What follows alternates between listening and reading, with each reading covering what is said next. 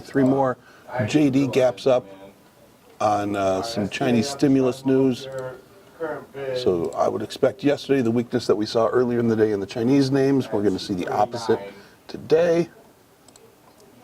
Cron almost has filled its own gap, so we're going to skip that. And then NVIDIA gaps up. Can't keep a good man down, right? There's that. And then our downside, we have three of those. Mylan actually is coming back already. That's going to be a possible candidate, especially with the markets up like this. Let's keep that there. And then we have two more. Tesla down 2%. I did not see the news. I just saw that it was down. Doesn't really matter. We're going to set that there.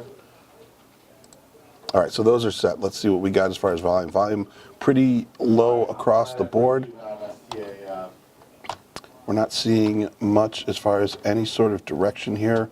Like I said, Teva's looking a little bit strong, but nothing that we would act on.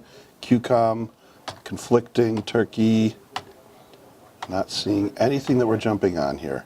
All right, actually, Twitter looking weak here. Snapchat.